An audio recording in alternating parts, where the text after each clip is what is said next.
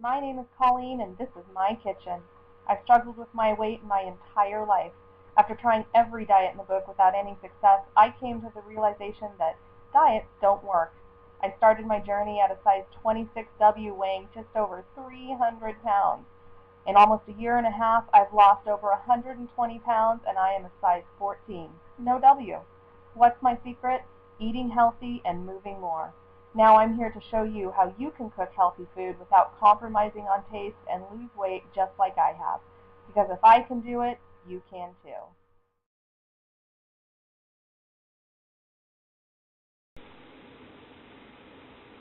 Hello and welcome back to my kitchen. Tonight I have a great burger for you. We're going to be making buffalo turkey burgers. So we're going to make a burger using ground turkey instead of beef.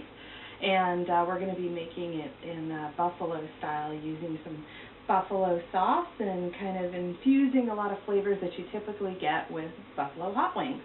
So to start, I'm using 1 pound of white ground turkey, and this is kind of the medium lean when it comes to the ground turkey. You'll usually see regular ground turkey, lean, and then extra lean, and so this would be the lean. I'm not going with the extra lean because it has so little fat, it doesn't grill well, and it really falls apart on the grill. So the lean has a little bit more fat, but it holds up better, and again, I'm using 1 pound of it.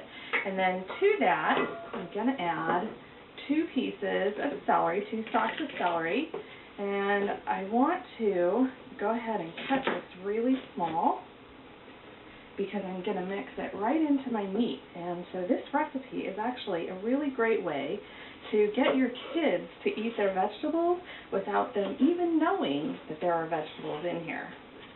So what I did is just sliced the stalk lengthwise into 3 pieces, and then I'm going to take it and just slice it fairly thinly, just like that.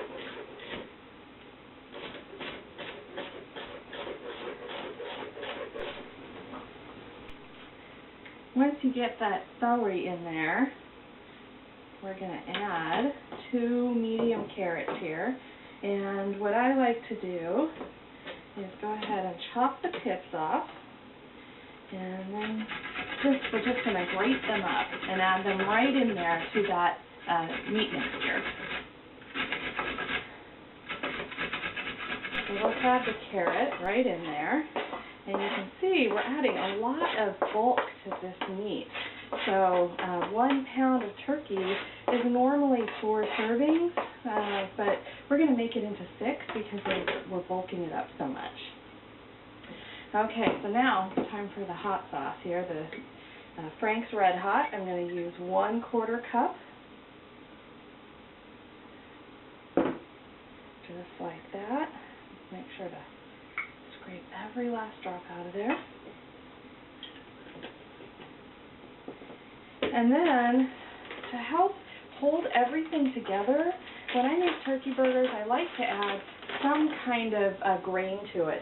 Rice works well, bulgur works really well. In this case, I'm going to use panko breadcrumbs. It'll give a little bit of texture to it, but it will also help absorb some of the liquid to help it stick together a little bit better. Turkey is a little bit thinner than, say, beef, and so you want to make sure to put some kind of binding ingredient in there to help hold that together on the grill. Otherwise, it just drips through your grill. So now, what I'm going to do is I'm going to mix this up really well, and I want to let it sit in my fridge for about 45 minutes to an hour because I want it to chill up and firm up quite a bit before I form it into my patties. So once I get this all mixed up, I'm going to cover it, chill it for 45 minutes to an hour. And while that's chilling, we're going to get started on our side dish tonight, which is a really yummy roasted Southwestern potato salad. So now we're going to get started on our side, and I've got a great roasted Southwestern potato salad for you tonight, which involves roasting your potatoes as well as some other vegetables up front. And one of the differences about my potato salad versus a traditional potato salad is that I'm going to use a vinaigrette dressing instead of a mayonnaise dressing. It's going going to reduce some of the calories and fat that you would normally get from a potato salad, but the flavor is absolutely dynamite. So I hope you give this a try. And it's going to start with 1 pound of red potatoes. And so what I want to do is I just want to chop these up into essentially bite-sized pieces.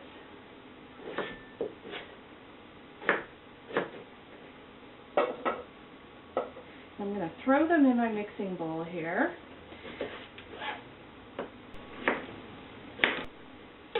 Once I have my potatoes all chopped up in my mixing bowl here, I'm going to go ahead and toss them with just 1 tablespoon of olive oil. That'll just help them roast up in my oven, which, by the way, I have preheated to 425. Now I have a pan that I sprayed with a little nonstick cooking spray. And I want to go ahead and put my potatoes right on there. And spread them out in a single layer. And you can see I'm leaving some room at the end of the pan here because I have a couple more things I'm going to put in the oven with these. First of all, I have a really nice poblano pepper, absolutely essential to this dish. And then I have 2 red peppers here. Now you could also use 1 red bell pepper. That would work equally well. These are going to add just a little bit of spice to the dish.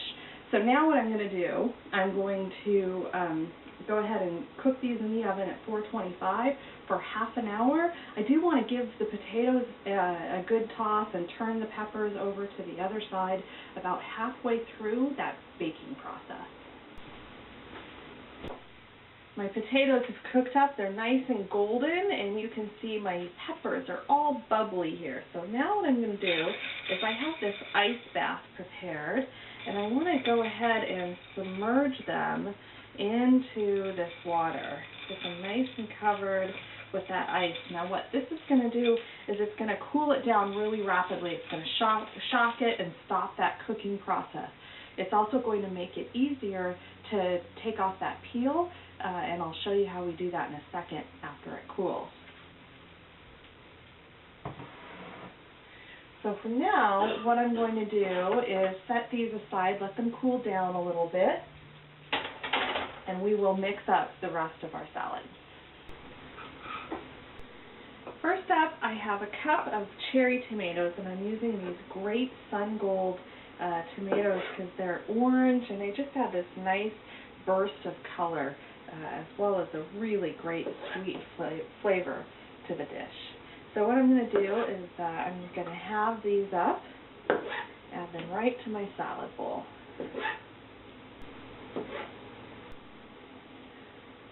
Now let's go ahead and chop a handful of cilantro here. Once this is all chopped up, I want about 1/3 of a cup.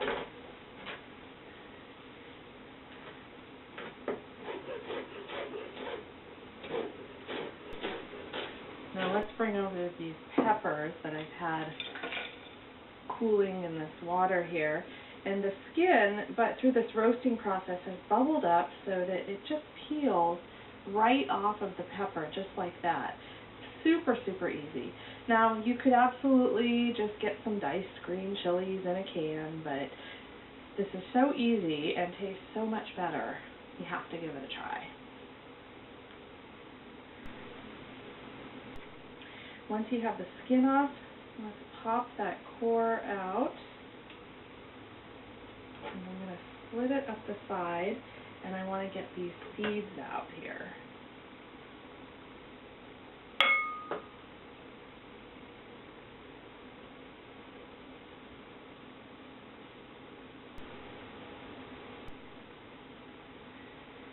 Now that I have that peeled and seeded, I'm just going to go ahead and dice it into small pieces and add this right to my salad bowl. And then I'm going to do the same thing with these red peppers. I'm going to go ahead and take the peel off, seed them, chop them up, add them to my bowl.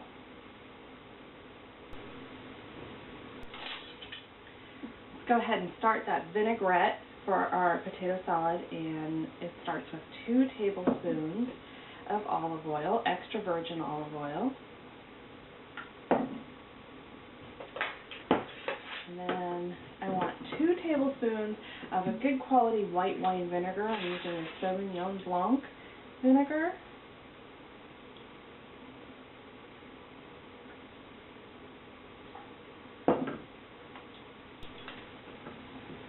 And then we're going to use 2 teaspoons of a Dijon mustard. And you want to make sure to use Dijon mustard and not another type of mustard, because the Dijon mustard contains white wine in it. And so it really complements the vinegar and the oil in this mixture.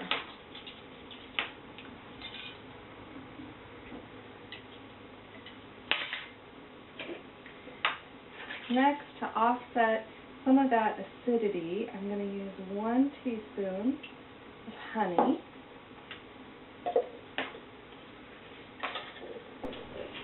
And then I want 1 teaspoon each of coriander and cumin. This is going to add a great kind of smoky flavor to the dish. Very Southwestern.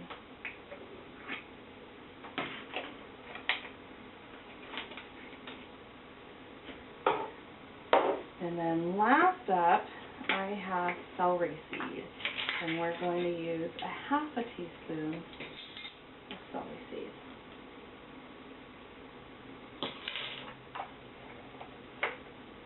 Now let's go ahead and whisk that up real good.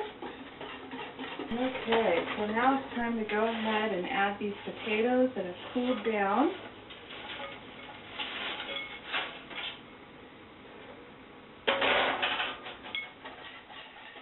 And I'm just going to take this dressing, drizzle it right over the top.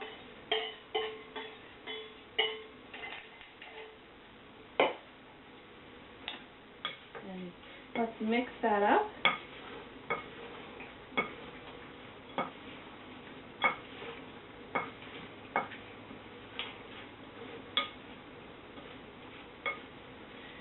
Once I've mixed up my potato salad, I'm going to go ahead and cover it and put it in the fridge and let it chill down a little bit more while I get my burgers cooking.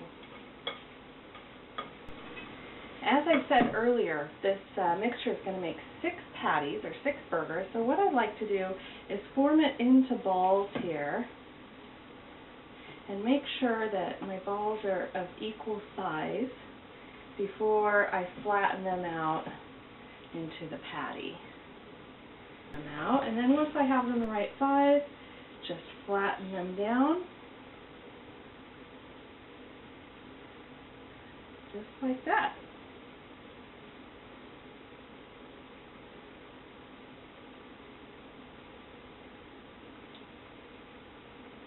Okay, I'm going to go get these on the grill, get them started cooking, and see you back here in just a minute. So our burgers are sizzling away on the grill here. I've also put on an ear of corn. I'm going to grill 1 ear of corn, add that to my potato salad at the end. It'll be great. Let's finish our salad up by taking this corn from the grill, and I'm just going to cut it right into this bowl. That helps me keep those little kernels from running away here.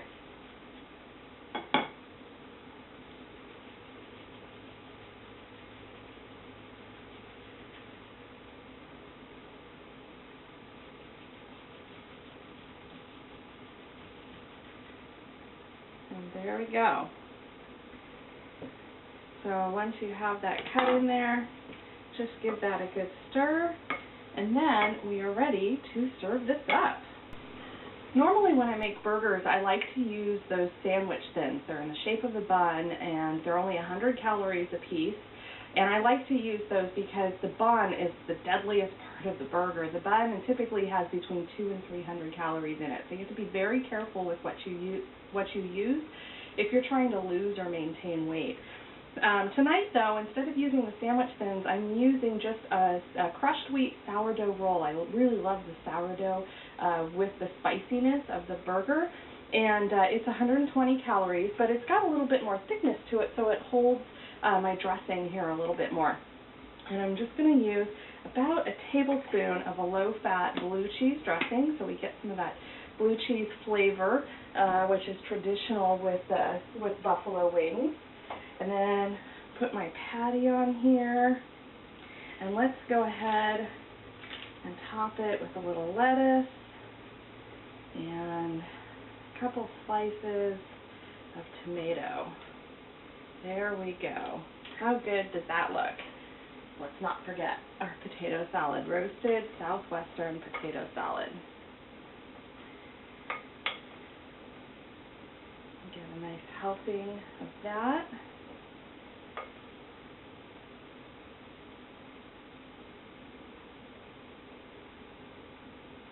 Just like that. Perfect.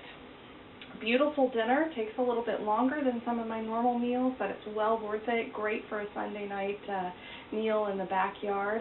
I hope you give this a try and let me know what you think, and I will see you next time in my kitchen.